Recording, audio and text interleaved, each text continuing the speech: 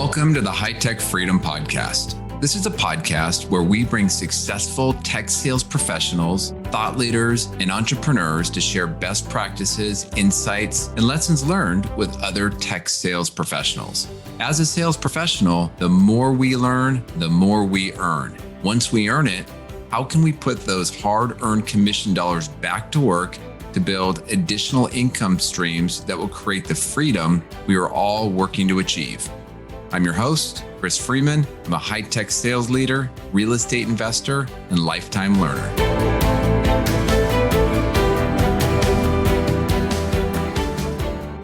Well, welcome back to the High Tech Freedom Sales Podcast. So my guest today, Mark Stoos, is the CEO of Proof Analytics, and they're a sales and marketing analytics platform that really helps CMOs, CFOs bridge the ROI gap on providing cause and effect analysis that shows marketing and sales, ultimately their true business impact and financial worth.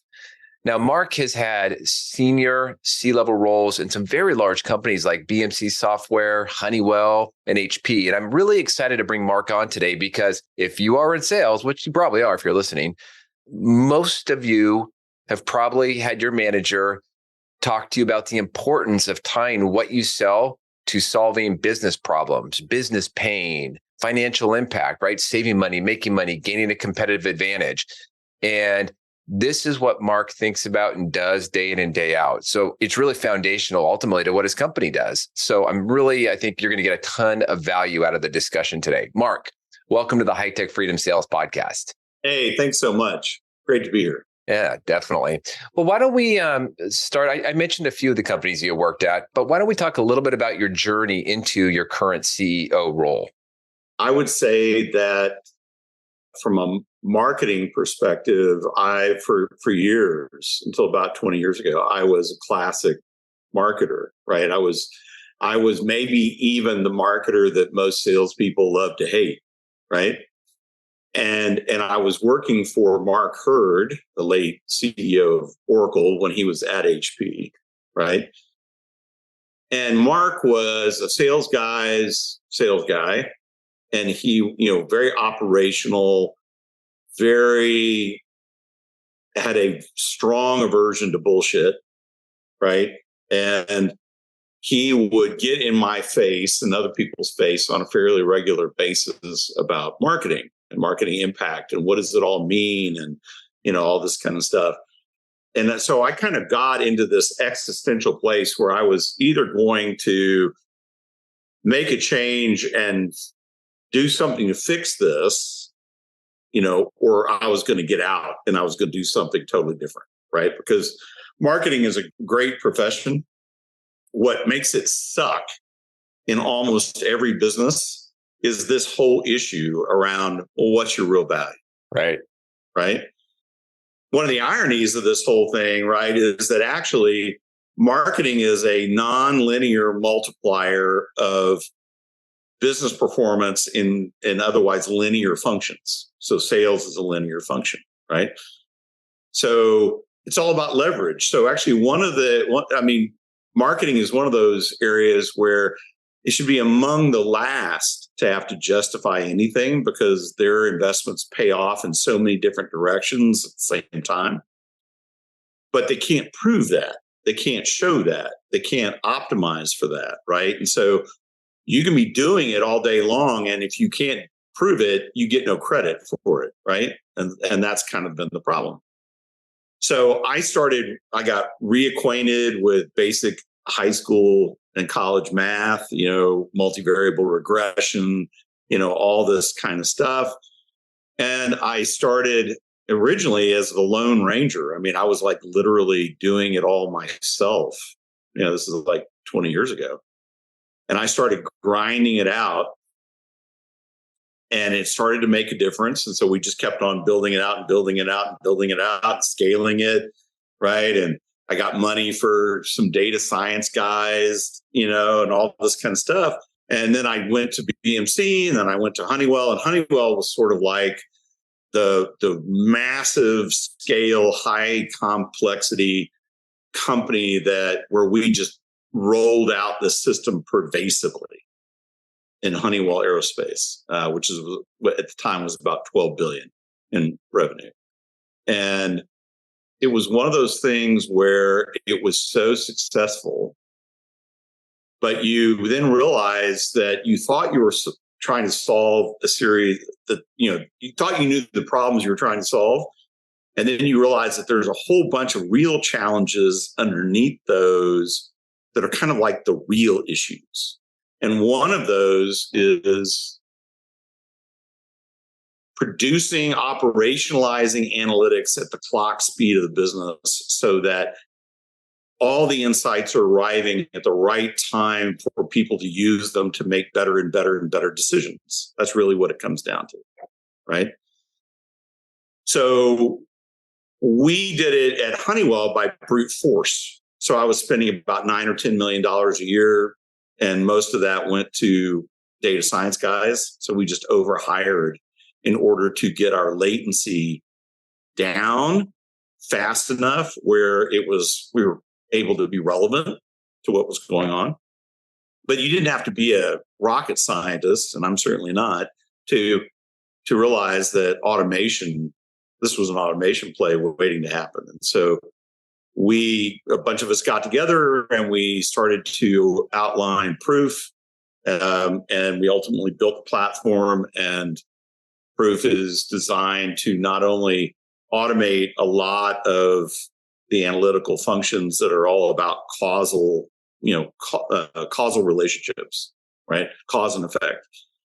But also it has a front end on it that makes all of that very understandable to normal people, which is the other key part, right? That's the problem in data science today, is if you expose so-called normal people, right, to data science output, they're all going to look at you like, what the hell is that? And what am I supposed to do with it, right? It's like Greek, right? So that clearly wasn't going to work, right? So we had to come up with a different approach, right? And today, proof really operates like a GPS for go-to-market or for business in general, right? You just like the GPS on your phone, it says, hey, this is where I am right now. This is where I want to go. Gives you a number of forecasts that are dependent on different variables. You pick the one that's closest to your situation. And then you basically say, hey, it's going to track your performance. It's going to track all these externalities that are impacting your performance. So this is where it's super important to a sales guy. And then it's going to say, okay, you know what? This is now your forecasts and your actuals are getting too far apart. So we need to reroute, right? We need to adjust. And it allows you right there on the screen to play around, create different scenarios that respond to the changing conditions and move on, right? So this is really super important, because one of the things that most people on marketing and sales and business don't get, right, is that marketing and sales create value asynchronously in time and space. What that, in simple terms, what that means is sales performance in Q2 and marketing performance in Q2 have nothing to do with each other at all in most companies, right?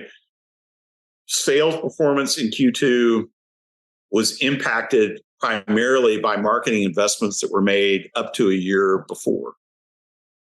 So if you don't understand that and you're not calibrating for that, you've got a problem. And so that's one of the things that proof really helps bring clarity to. Well, so where does AI now play into what you do? So AI, all the hype aside, right?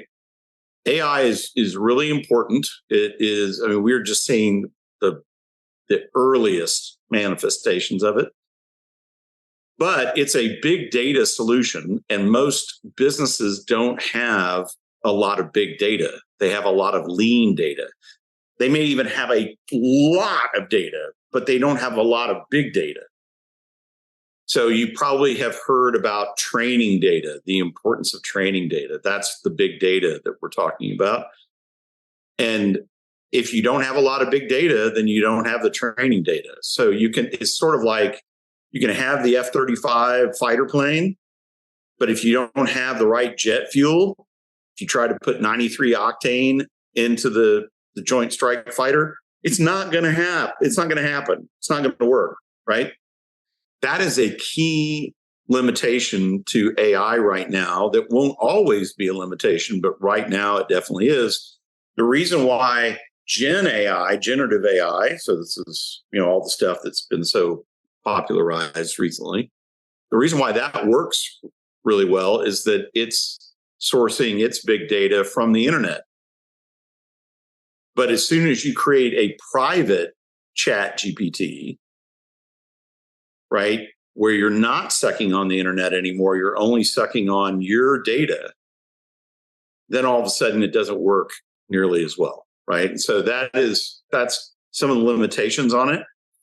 From a sales perspective, I think that one of the coolest things I've seen is there's an app, I can't remember the name of it right now, but there's an app that basically will generate an entire sales plan for a client based on all the available information out there on the internet, and it'll do it in like less than 60 seconds, right?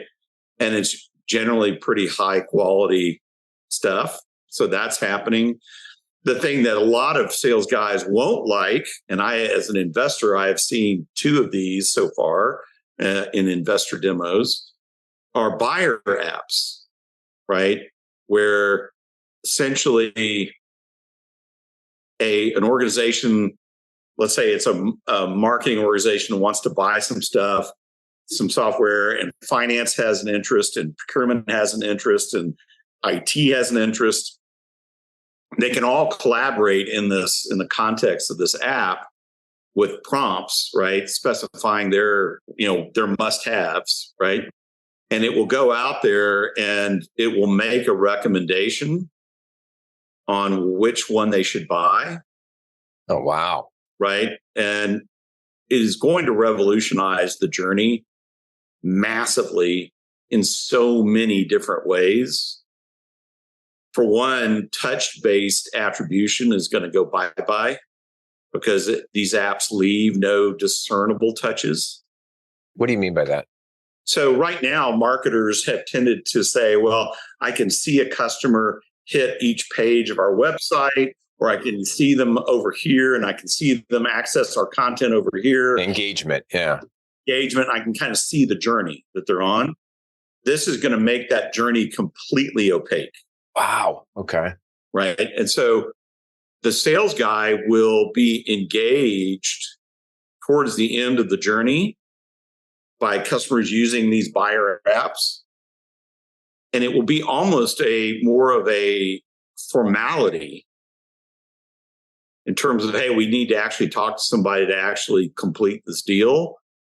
There won't be as much, or it'll be a different kind of selling at that point than has traditionally been the case. So what I hear you saying, when I saw these apps demoed, I was just like floored. I mean, I was just like, crap, right? I mean, it's actually really cool and really scary all at the same time, right? Yeah. Well, Mark, you're making me nervous as a salesperson. So, okay, so if that's the case, and all this stuff takes a little bit of time to come out, but as we've all seen, things are happening in a much more compressed fashion. So let's just say that's going to be reality. The companies are going to have, to have their products or their solutions. I imagine they're going to have to be much more intentful around how they get that information out there. So those AI type of tools can be digesting it, right? I mean, you really have to. No, it's going to change the arms race, right, on content dramatically, right? Because you're going to be playing, it's going to be almost like retail shelf space, the war for shelf space. It's like how much of your content relative to your competitors' content is going to be utilized by these buyer apps. And now you're talking about not just content that positions you and your product optimally. You're also talking about the creation of content that depositions your competitors. So then there's going to have to be, as far as I'm concerned, there's going to have to be some way of differentiating qualities of content, right? Like, is it purely AI written content, as opposed to more human related? Is this a volume play where the company's just trying to swamp the internet, so to speak? In which case, I think that it only makes sense that their content gets deprecated to some degree. Otherwise, the whole thing just breaks, right? I mean, you just can't. I mean, there is a point at which, if left ungoverned, the whole system just falls down of its own weight. Yeah. But if you're in the sales profession, what are some things that a rep could be doing? Knowing, let's say that is coming at some point, how could a rep start behaving differently to maybe just better set themselves up for that, sort of an eventual change in engagement and how the sales process works? I think that particularly if your objective is to rise in the organization and become a CRO or maybe even a CEO, you've got to start having business level conversations that are certainly about sales, but totally through the lens of the business. So you've got to be able to say, hey, like on the topic we were just talking about, hey, I'm hearing about these buyer apps. This is some of the early feedback on what this is likely to mean. Clearly, this has implications for the sales organization, but as all of us know, anything that has major implications for the sales organization has major implications for the business. So what are we going to do as a business, not as a sales team, right? But as a business to deal with this effectively? How are we going to get ahead of it? What are we going to do about it, right? I think that kind of stuff is also what every business leader that I've ever worked for longs to see from people down in the organization, is that kind of initiative. And particularly when it's backed up by really cogent thought processes and observations, that's what starts to mark you out as somebody that they can promote. And that maybe even ultimately you are bigger than sales, right? And you see this a lot in B2B, right? I mean, most CEOs, right, that are not founders are sales guys that became CEOs. Right. Yeah. I've worked for one in the past. He was a great CEO. Well, so Mark, on the topic of promotion and career progression, you've done really well in your career, multiple C-level type roles, CRO, CMO, now CEO. Let's say it's an early career rep person working. What advice might you give them to kind of set themselves up for long-term career success? Well, so first and foremost, at that level, you've got to make your number. Right. I mean, that's sort of like a binary thing. And if you can't make your number, no one's going to listen to you. It's not fair. Okay. But it's just real. Mm-hmm. You gotta master the blocking and tackling of great sales. However, I would say also that we are living through a period of massive change, high velocity, high volatility change. And so the way things have always been done is sort of like a curse today. Like, you should be actively rethinking in an intelligent way, right? You should be actively rethinking the way you do things. And you should be using your customers as a massive feedback loop, a high value feedback loop to guide you in making those changes. I mean, one of the coolest things about being a sales guy is that you have that kind of feedback loop, right? So use it. Actually, you are by far the closest to the customer pre-deal. And even after the deal's closed, I would make customer success your best friend, because they're going to continue to funnel great intelligence, great observations to you about your customer. I would also stay in relationship with your customer directly too, and just kind of triangulate what you're hearing. I think that so this is true for any profession, right? I mean, at every step, you are building the credibility necessary to take the next step.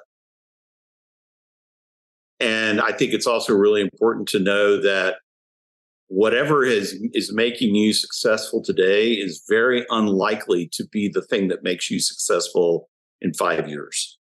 In fact, it could probably hinder you if you continue to do it the same way. Could be. Yeah, it could. This is one of the reasons why people flatline, and kind of get pigeonholed, is that they become really, really valuable. As long as nothing really changes appreciably, they become so valuable as someone who turns the crank over and over again successfully that their leadership doesn't want to lose that. And they also don't believe that they could really do the next level well. And so they get frozen in place, right? And that's just death, man. It's just, in so many ways, it's just not good. Before we jump into the topic, I wanted to let you know that we just launched a monthly drawing for one of our insulated high-tech Freedom tumblers. Now, I've been sending these out as a thank you gift to each of our guests, and the response has been great. Everyone has a full-size coffee cup, a Yeti, or whatever brand that they might use, but not everybody has the small tumbler that you can put your wine or beverage of choice in. And they're great for the deck, beach, camping, or just keeping your drink warm or cold. Now, I'm not selling these, but I am excited about them. So we decided to offer these up to the loyal podcast listeners by doing a monthly drawing. So if you're interested, go to hightechfreedom.com/mug, that's MUG, and you'll see a picture of the tumbler and you can enter. We'll just collect your name, phone number, and email. And if you do win, we'll then follow up and ask for your mailing address so we know where to send it. If you don't win, your name stays in, so you don't need to re-enter. Just want to go back to a point that you just made there a couple minutes ago. So I did a solo episode about a month ago on innovating in sales, because I truly believe that the risk for any sales rep is to get in a rut and just keep doing things the same way. Because 20 years ago, 15 years ago, you could kind of keep doing it the same way and be really successful, and change is a little bit slower. But the reality, you just gave so many examples of how fast things are changing and the uncertainty. And you're coming at it from the lens of a vendor that has, some software and does some pretty incredible things. But if we put our shoes in the customer, their business is going through the exact same thing. They're trying to figure out how they go be successful. So trying to sell to a company that's constantly in this dynamic flux of their own innovation, man, if you're just sitting with a normal, do it as you've always done it type of approach, you might hit a roadblock. Flip it around, right? If you are constantly trying to tweak, and hey, if it's not successful, no big deal. If you weren't selling anything anyways, just you tweak it again and try it. You've got nothing to lose. But as you start to take some of those innovative ideas, some of them work, you then, most importantly, share that back to the business. You're going to quickly elevate yourself up the ranks, because I can't tell you how many companies I've worked at where upper management, they don't really know what to do. I mean, they're trying something and they're looking to the field, and most great new innovative ideas ultimately came from the field that some other VP did a fantastic job on taking it, operationalizing it, and then getting everybody else excited about it. So there's so much opportunity there for those reps that can grab that, as they say, the bull by the horn, and come up with a great idea and run with it. Yeah, I totally agree. I mean, I think that one of the great challenges of being at the top of an organization is, while you have a much greater field of view, you also lack definition on the ground. And if you're not constantly dropping down to ground level and talking to people at ground level to find out what's really going on relative to what you think is going on way up here, you're going to have a problem. You're going to get isolated, right? I think that the other thing that I wanted to say about what you just said, because I really thought it was a great comment, is too often, sales guys, and for that matter, all of us inside of a corporation that are trying to sell our agenda, right? We see sales as us prevailing over our audience. And so what we're really saying there is we're going to force you into our mold. And that's how we're going to define win-loss here, is whether you complied with our agenda, right? When the real opportunity is to say, you know what, I'm here to help them achieve their agenda, and I'm going to be whatever they need me to be in order to generate the value necessary to win the deal. And I think that that's really key. That's servant leadership, unfortunately not practiced nearly as much as it's discussed, right? But that's what that is. Well, when you think about it, right? I mean, just look at practical or real world examples. You see that all the time with, similar to your company, right? Smaller startup companies, they do that really well, partly out of necessity, but, they're feeling out their market. They think they have a great idea. They think they have a great product or solution. As they start to go to market, they start to hear things from their clients. They start to see what it'll take, and then they adapt, they adjust, they meet their customer where that customer wants to be at. The flip side, right? You worked at some really big companies.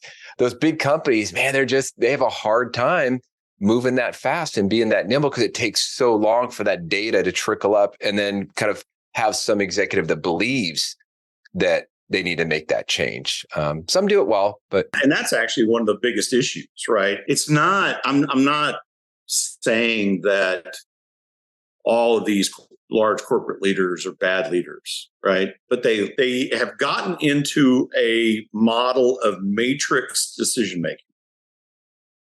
And matrix decision-making is all about the diffusion of risk. It basically says, hey, if this goes wrong, there's a lot of other people who are also wrong, not just me.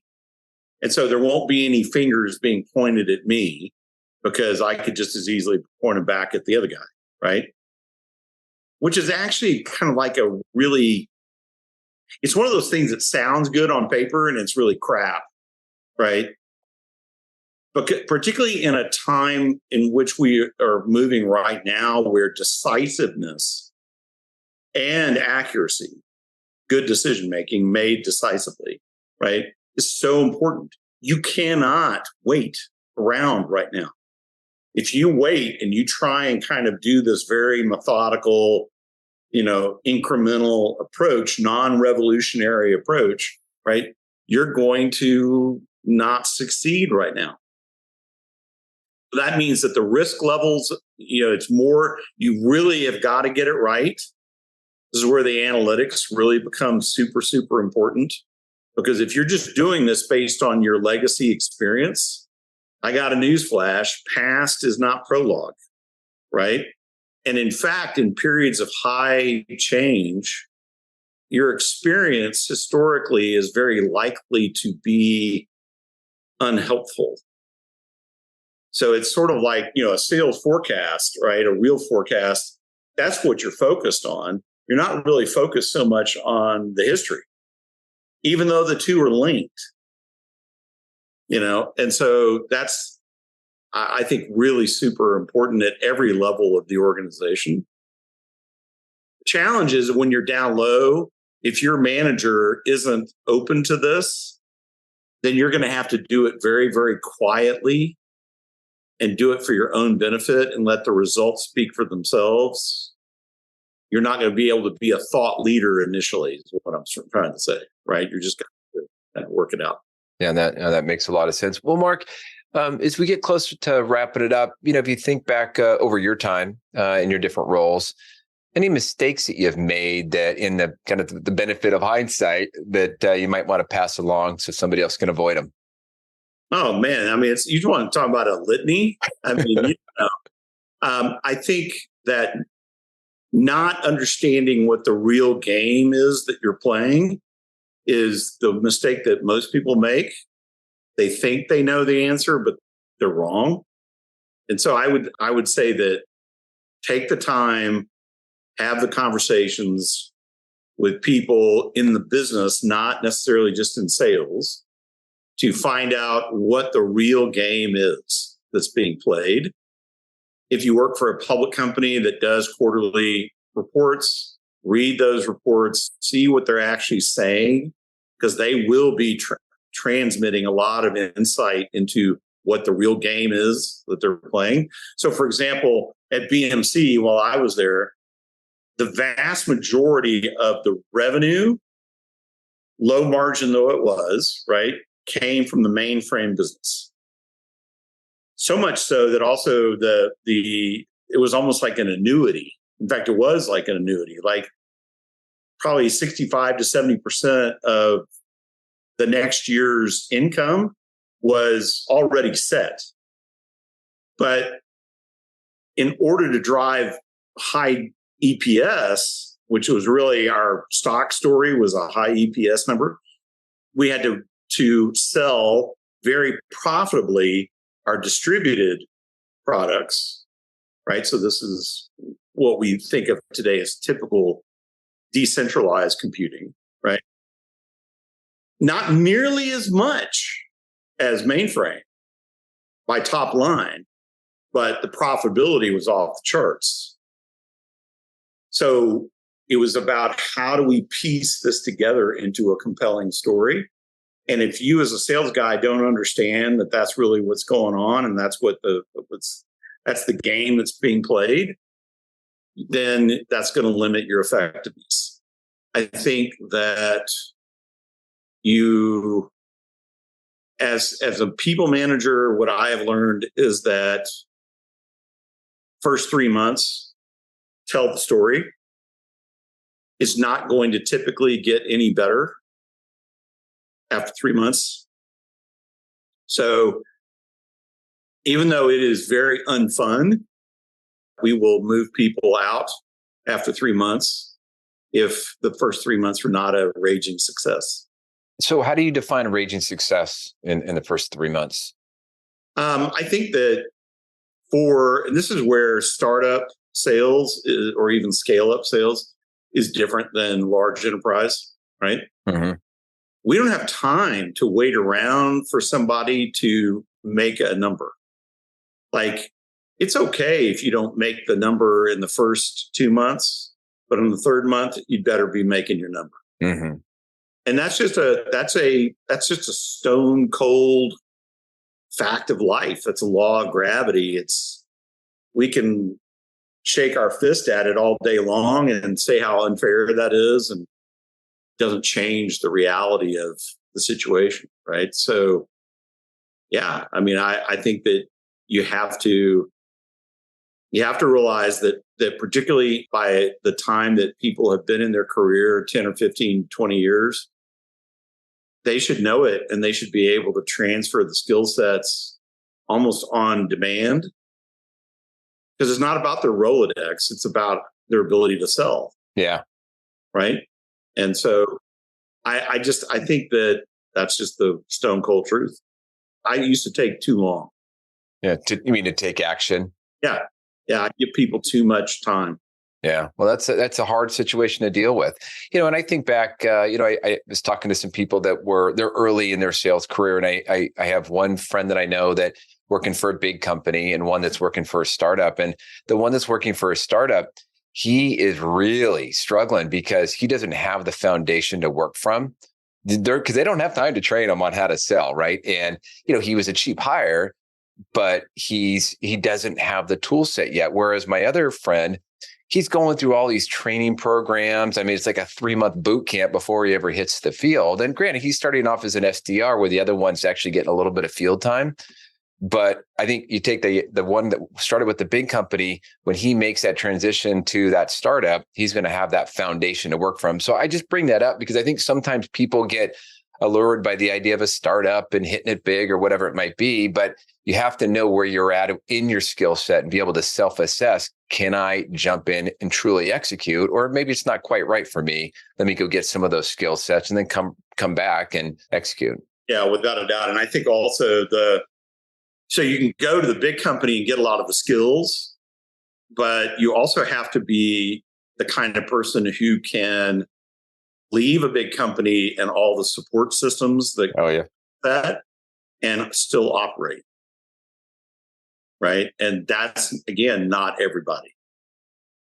So a lot of this is actually everybody being super honest with themselves. Right.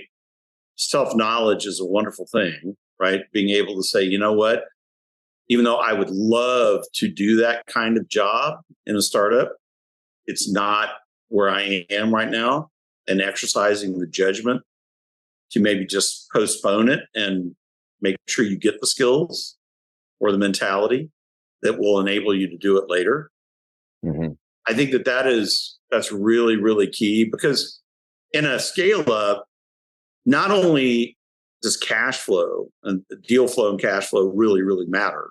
Okay. Like in terms of staying alive, it matters, but it's the sole driver ultimately of valuation and the likelihood of exit and all that kind of stuff, right?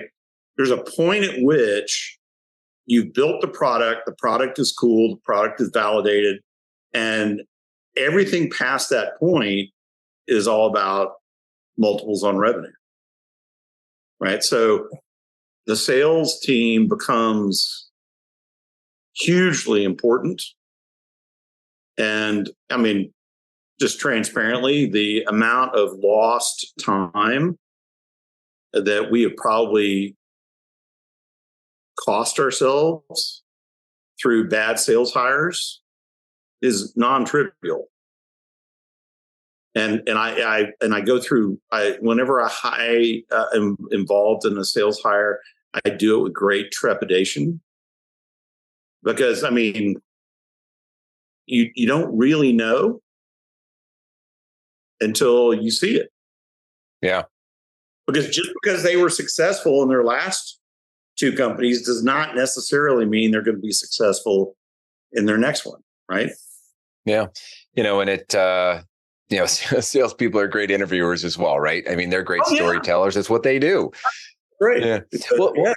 Well, so Mark, if I just think back to what you just said, I just actually the episode that I had last week, a solo episode, it was a topic on taking extreme ownership in sales.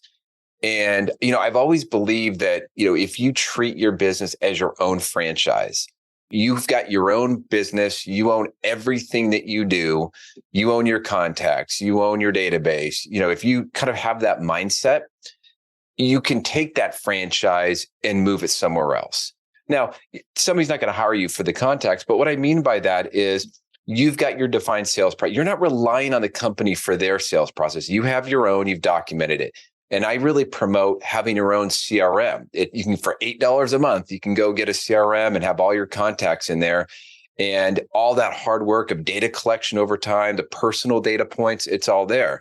It allows you to move, ramp, and scale quickly, especially if you're at a startup where you don't have time to go figure it out. You need to be ready to go day one. And I fully subscribe to that same perspective. And I think that increasingly what we're seeing is that, I think if we fast forward 5 to 10 years, the vast majority of people, even within a large company, are going to be contractors. And so that fully supports, in some very powerful and practical ways, the idea that you're really already running your own business and you're effectively entrepreneurial. And I think that is there. It's also true that that perspective will never see you wrong, right? I mean, extreme ownership, being an entrepreneur, being entrepreneurially minded, knowing the real game that's being played, all this kind of stuff is what separates you from employees. And I think that it's what's already happening here is that. So this specifically hasn't happened yet, but I think it will happen soon. We're seeing the precursors to this already, where in 5 years, 6 years, one of the worst things that anyone can ever call you is an employee, right? the mind, it'll be almost like a derogatory about your mindset. And it's just not, it's not where it's all headed. Yeah, so fascinating. Mark, I could talk to you for hours. I've learned so much, and you kind of blown my mind on a couple different topics that my head's spinning right now, but we got to wrap it up. So Mark, you love what you're doing with Proof Analytics and some of the things that you're working on. And when you do get your book done and published, please let me know. I'd love to have you come back on and chat a little bit about it. If someone would like to reach out to you, what's the best way to connect up? So by far the best way is on LinkedIn, right? So I'm pretty heavy on LinkedIn. I'm not hard to find. You can either DM me or you can respond, beneath my post or someone else's post that I'm participating in, and just say, hey, saw you on the podcast, would love to talk, right? I will always respond. My role as CEO on LinkedIn is really BD. So I don't sell, because I figured out that if I sell on LinkedIn, I can't help people on LinkedIn because everybody's guard goes up, right? Mm-hmm. And so I'm there to help, and to the extent that converts into a business development opportunity, right? If I'm like a super SDR of some sort, that's awesome, right? And that does happen a lot, but I'm not ever going to pursue somebody. You're never going to get a series of obnoxious sales emails from me through LinkedIn. It just doesn't happen, right? So feel free to reach out knowing that whatever it is going to be respected, and I'm going to respond as you would hope I would respond. Which I also would tell you that as a sales guy, that's a key lesson. Right. It's sort of like, don't be the sales guy that is like the guy who chases all of these girls constantly. And everybody knows that all he really wants is a girlfriend, and he doesn't care really which one. He just wants a girlfriend. Right. Don't be that guy on LinkedIn. Don't be that guy on email. Right. In your sales thing. There's always got to be a certain reserve that says, hey, I'm here to help. I'm available. But if you don't want me, no harm, no foul. I'm off to the next thing. Right. Yeah. Yeah. More good advice. Well, we'll put your link in the show notes so somebody can just grab it and click on it. Yeah, no, that'd be great. That's awesome. Email is terrible to reach me. So I don't do that. Good to know. All right. Well, Mark, thank you again. Really appreciate it. Thank you so much. I enjoyed it. Thanks again for joining us today. To get more sales and real estate tips, you can subscribe to our newsletter at hightechfreedom.com. You can also join our private Facebook and LinkedIn group that is exclusively for sales professionals.